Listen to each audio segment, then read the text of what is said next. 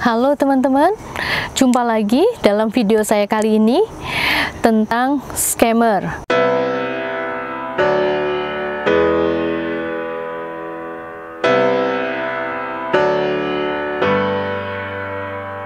Teman-teman, saya baru tahu dan saya baru sadar bahwa ternyata subscriber saya itu hampir separuh, ya, ini saya lihat 48% ternyata para cowok.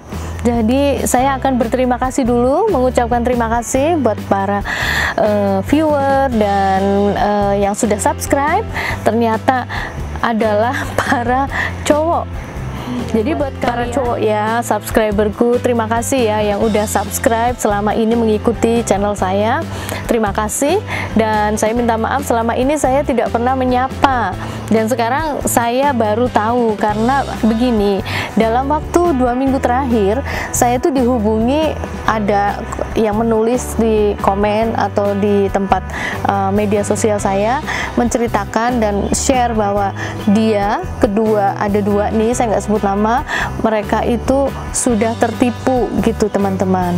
Jadi buat semuanya, buat kalian ya yang sedang punya hubungan, relationship, atau sedang mencari pasangan di dunia media sosial, di dunia online, saya benar-benar ingin kalian berhati-hati, jangan sampai tertipu, jangan sampai kalian berhubungan dengan para scammer. Jadi betul-betul saya ingin kalian tuh waspada, dan kali ini saya akan membagikan kira-kira ada 5 tips bagaimana mengenali scammer yang ada di media sosial. 5 scammer yang ada di media sosial ini bisa kalian kenali. Misalnya kalian mendapatkan pertemanan entah melalui Facebook, entah melalui Instagram, atau dating site, atau Tinder mungkin, atau yang lain ya. Jadi dari manapun kalian dapat kenalan itu, kalian akan mengenalinya. Di antaranya nomor 1 adalah profile picture atau foto palsu. Jadi kalian harus tahu yang ada di profile picture, ada yang di PP itu asli atau palsu. Nanti kalian akan saya kasih linknya, melalui kalian akan bisa men-search atau mencari itu asli atau bukan dari Google Image Search ya. Saya kasih linknya di kolom deskripsi. Yang kedua, ini masih kalian harus bisa mengenali dari media sosialnya ya. Kalian bisa lihat, kalau kalian kenalnya dari Instagram atau dari Facebook, coba kalian lihat antara pertemanan atau followernya itu ada engagement nggak? Ada komunikasi gitu. Contohnya begini, misalnya dalam Facebooknya atau dalam Instagramnya, si dianya itu ngepost gitu ya, foto dia. Nah di situ tuh ada komen, ada like, ada pertemanan dia atau follower dia itu bertanya, oh fotonya ini ada di mana? Kemudian dia ada jawaban, kemudian oh ini masakannya bagus, oh ini misalnya, pokoknya ada ada hubungan antara apapun yang dia post dengan komen-komennya. Dan kalian harus ada gambaran ya, ada gambaran dihitung. Misalnya pertemanan dia ada 1000 orang, kira-kira 10%-nya 100 orang tuh ada engagement gitu. Jadi ada kontak antara follower dia dengan posting-postingan dia. Jadi artinya dia nggak hanya posting gitu ya, posting Facebook, foto, tetapi nggak ada komennya, nggak ada engagement antara dia dengan para followernya. Nah itu tanda-tanda ya teman-teman, kalian harus tahu kalau itu sudah bisa kita pastikan itu adalah account palsu, artinya account buatan, bukan milik seseorang gitu.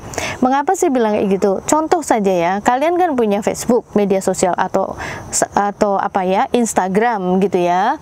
Nah di dalam kalian post, biasanya kan nanti teman-temannya ada yang nge-like, temanmu ada yang nanya, temanmu ada yang kasih komen segala macam. Nah tetapi kalau orang itu bukan asli, maksudnya orang itu hanya membuat untuk menjadi scammer, penipu, dia nggak akan banyak pertemanan dia yang nge-like, yang kasih komen, yang apa namanya bertanya atau apa, dan dia sendiri juga nggak ada bales-balesan gitu. Itu tanda-tanda ya teman-teman. Nomor 3, ini masih ada hubungannya dengan media sosial dia ya. Dia hanya mau chat, misalnya begini, kalian kenalnya dari dating site, OkCupid atau dating site apa, nanti dia minta dipindah. Jadi tiba-tiba belum lama kalian kenalan, dia ayo pindah ke WA dong, punya WA-nya enggak gitu. Atau misalnya kalian kenalnya di Instagram, ayo kita pindahnya kita pindah yuk ngobrolnya di WA. Atau nanti dia minta pindah ke email, pokoknya dia pindah dari yang satu ke tempat yang lain, media sosial satu ke media sosial yang lain. Ini tanda-tanda juga ya. Lalu dia hanya mau chat aja, chat atau call, telepon, tetapi tidak mau video call. Nah, ini agak penting, video call. Jadi kalau memang orangnya asli, otomatis dia mau dong tunjukin muka gitu kan, ini mukanya gitu. Tapi kalau orangnya palsu, dia itu penipu, ya manalah dia mau kan ketahuan mukanya. Penipu mana mau kan ketahuan mukanya. Jadi ini udah indikasi ya teman-teman. Oke, sekarang nomor 3. Nomor 3 ini lanjutannya adalah tiba-tiba dia menjadi pemurah. Pemurah dalam hal ini tiba-tiba dia menanyakan alamatmu karena dia mau mengirimkan uang, dia mau ngirimin hadiah, dia mau ngirimin apa ya, warisan atau ya apalah. Tiba-tiba kok baik banget ya. Padahal kan kalian baru kenal, chat aja belum genep seminggu gitu ya, atau ya namanya juga baru chat kayak gitu, video call nggak mau, tiba-tiba kok pemurah. Nah, ini tanda-tanda. Nah, terus masih ada, itu mungkin saya kasih nomor 3A ya, ini yang 3B, ada 3B, 3B, kalau tidak tiba-tiba pemurah, tiba-tiba dia emergency atau dalam keadaan darurat. Oke, yang tiba-tiba dalam keadaan darurat ini begini. Dia cerita ada di pekerjaan, misalnya lepas pantai, di penambangan, dia pekerjaannya apa, misalnya apa ya, di medan perang atau apalah, pokoknya tiba-tiba kecopetan. Itu kalau misalnya dia lagi di luar kota, atau tiba-tiba dia sakit, atau tiba-tiba anaknya, kalau dia ngaku misalnya dia itu duda atau dia itu janda punya anak saya sakit harus dioperasi, pokoknya tiba-tiba keadaan jadi kayak emergency gitu, darurat, yang ujung-ujungnya teman-teman, ujung-ujungnya ya diingat nih, ujung-ujungnya dia akan minta tolong dong, saya dibantu untuk bayar rumah sakit, untuk mengurus ini apa, surat-surat saya yang hilang karena kecopetan, untuk mengurus pokoknya tiba-tiba keadaan darurat yang membuat kita jadi aduh, aku udah dibaikin, mau dikasih hadiah, kok sekarang begini, masa sih aku nggak bisa nolong.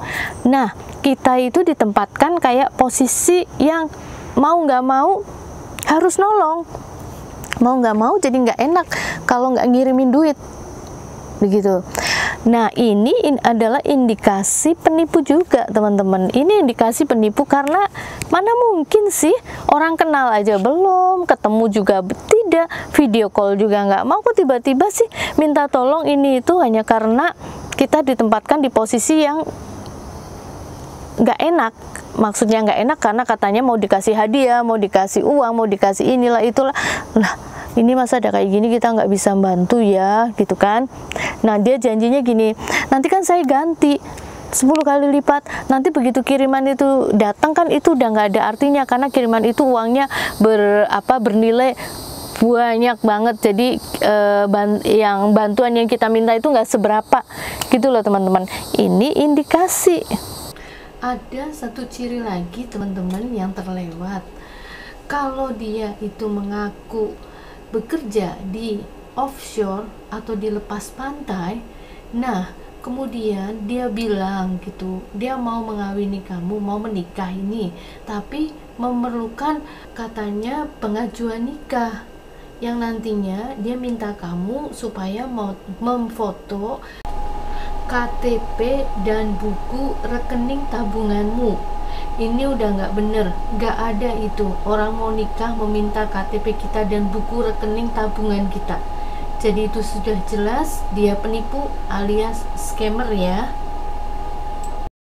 Ini terakhir nomor 4 ya.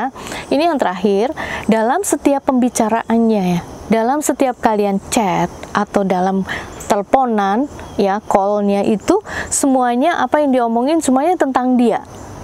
Bahwa saya tuh begini, saya begini. Jarang sekali dia menanyakan atau ingin tahu tentang kita gitu. Nah, ini juga indikasi. Jadi, oke teman-teman, jadi dari beberapa yang saya ceritakan itu tadi ya, kita sebetulnya sudah punya intuisi gitu, apa ya, perasaan atau feeling kita tuh harusnya sudah merasakan, ini aneh ya, ini aneh. Tolong jangan abaikan perasaan itu. Dan ada baiknya juga kalian ceritakan ke teman, saudara, atau apa. Dengarkan kata mereka. Kalau mereka bilang, wah itu nggak bener deh, nggak bener. Jangan abaikan. Dengarkan ya, jangan kamu anggap itu remeh. Pendapat dari teman, saudara, kenalan, semuanya itu dengarkan. Begitu. Jangan terbawa perasaan, oh karena aku sudah dipuji-puji, oh aku mau dikirimin, oh aku sudah deket, oh ini, oh itu. Tolong dengarkan perasaan, feelingnya dulu, kemudian pendapat orang, dan dibaca itu tadi. Perhatikan itu tadi, tanda-tanda yang udah saya sebut tadi, 1-4 ya. Teman-teman, sahabat semuanya, dan para cowok nih terutama, jangan terkecoh juga dengan PP, profil picture, gadisnya cantik, aduh, terus dia tuh kelihatannya itu alim banget, pakai kerudung, ataupun nggak pakai kerudung ya, apapun itu ya, kok kayaknya seksi, cantik, segala macem. Jangan juga terkecoh dengan penampilan. Kalian harus tetap waspada. Ya, perhatikan itu tanda-tanda tadi. Pokoknya semua saja, sebetulnya ini berlaku juga untuk cewek maupun cowok. Karena scammer itu bisa ngaku apa aja. Ya, kalau korbannya itu cowok, dia akan ngaku jadi cewek, pasang foto perempuan cantik. Kalau dia akan mengambil korbannya itu cewek, dia akan memasang foto PP laki-laki ganteng. Entah itu bule lah, atau apa gitu. Jadi waspada, semuanya waspada ya teman-teman. Sampai jumpa lagi pada video yang akan datang. Jangan lupa tetap sehat, dan yang belum subscribe silahkan subscribe. God bless.